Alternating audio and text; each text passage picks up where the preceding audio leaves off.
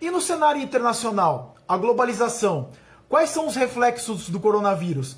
Quem responde é meu amigo Eduardo Felipe Matias, doutor em Direito Internacional pela USP, 2 vezes ganhador do Prêmio Jabuti com os livros A Humanidade e Suas Fronteiras, do Estado Soberano à Sociedade Global, e A Humanidade contra as Cordas. Confiram com exclusividade. Um abraço, volto em breve.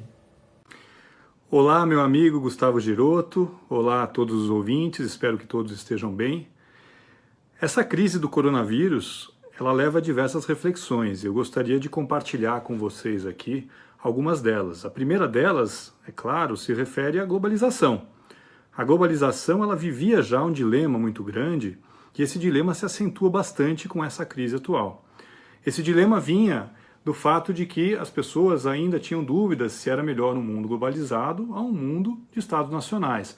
E aí o que a gente vê é que com a crise vem e se espalha rapidamente por meio de viagens internacionais, né, e vem de um país que tem ocupado também uma posição central na economia atual, que é a China, e isso leva, né, rapidamente a gente perceber como existe uma fragilidade desse sistema, que é o sistema globalizado, em que diversas pessoas têm condições de viajar uma facilidade muito maior, né? Por outro lado, a globalização ela pode também ser a cura para esse vírus, porque a globalização ela traz informações para as pessoas, a gente aprende com as lições de outros países, a gente consegue aplicar aqui no Brasil, em que a onda chegou depois, a gente já consegue aplicar algumas dessas lições. E, claro, o dia que existir uma vacina, essa vacina vai depender muito para ela ser rapidamente distribuída desse mundo globalizado, dessas relações que existem hoje entre os países, né, que são muito maiores do que eram antes. Então, o próprio comércio internacional, as máscaras que a gente recebe da China, que a gente, outros aparelhos de proteção, aparelhos que ajudam as pessoas a sobreviverem, eles, claro, eles são hoje objeto de importações e exportações, então é importante isso. E claro que aí vale abrir um parênteses em relação à própria situação da China, porque a dependência da China, inclusive nessa questão das máscaras, fica muito clara. Então os países começam a se preocupar em eles mesmos terem autonomia para fabricar esse tipo de produto essencial.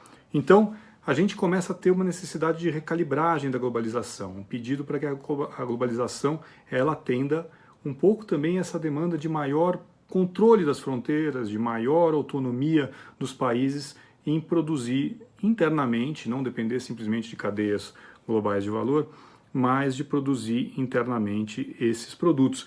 E aí você tem aquele choque, né, que se acentua em relação, por exemplo, às organizações internacionais.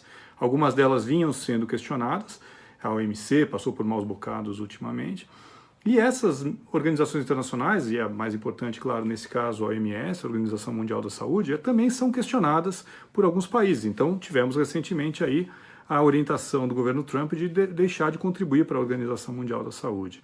Por outro lado, nesse momento, nada seria mais importante do que ter um esforço coordenado internacional para combater esse tipo de vírus, né? Que é um vírus que não respeita fronteiras. Então, existe aí sim uma necessidade de recalibrar sem deixar de lado algumas das conquistas da globalização. A outra reflexão ela tem a ver com a inovação, que é outra grande tendência das últimas décadas, né? A inovação ela vem de um crescimento exponencial de algumas tecnologias. Então a gente tem a lei de Moore, ditando que a cada 2 anos você tem os chips, processadores, a capacidade de processamento dos computadores é dobrada. Por outro lado, a gente tem o vírus que também é exponencial, porque quando ele contamina alguém, essa pessoa pode contaminar 2 ou 3 outras pessoas. Então ele também tem um crescimento, como a gente pôde perceber, muito rápido e exponencial igualmente. Então a gente tem aí essa dicotomia também entre a revolução tecnológica e o vírus, uma luta entre os dois. O Thomas Friedman deu uma entrevista recentemente chamando atenção para isso, e existe sim uma luta entre esses dois e esperamos, né, que a inovação ganhe, porque a gente depende da inovação para combater o vírus, a gente depende da inovação, por exemplo, dependeu da inovação para o sequenciamento genético rápido do vírus, e mais uma vez não só da inovação, mas da globalização, que permitiu que esse sequenciamento genético fosse intercambiado entre diversas equipes de pesquisadores ao redor do mundo, mas também quando houver uma vacina, essa vacina certamente vai surgir, se surgir de modo mais acelerado, vai ser graças à inovação.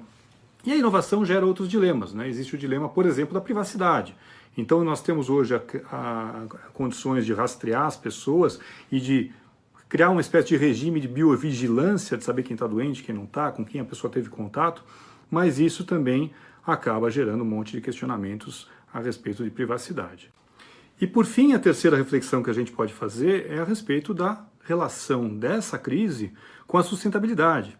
Porque existem duas ondas que são muito faladas, que a primeira é essa onda da pandemia em si, que é uma onda que afeta a saúde, é uma onda muito preocupante. A segunda onda que também vai acontecer inevitavelmente, que é uma onda econômica, uma recessão que virá da quebra da atividade econômica durante essa pandemia. Mas há uma terceira onda que também está no horizonte, que a gente não pode deixar de ter em mente, que é a mudança climática. O aquecimento global, assim como está acontecendo com a pandemia, também vai trazer mudanças econômicas profundas, um profundo efeito econômico por meio da inundação de cidades costeiras com aumento do nível do mar, por meio do desequilíbrio de safras agrícolas, por meio de ondas de refugiado criadas em países em que também o nível do mar vai subir. Quer dizer, existem inúmeros exemplos, fora efeitos que a gente já começa a notar desde já. Claro, não é imediata como uma pandemia, mas ela é tão preocupante quanto, e a gente tem que tirar alguma lição disso.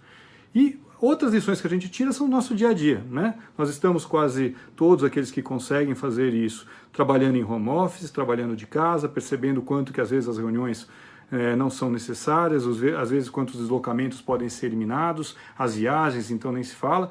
Então, existe sim uma nova consciência, a gente já vê os efeitos também imediatos, infelizmente eles não devem ser duradouros, de queda de poluição em algumas grandes cidades.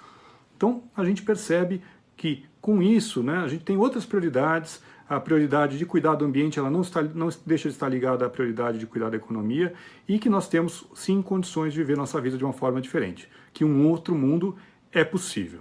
Então, se cuidem e um grande abraço a todos.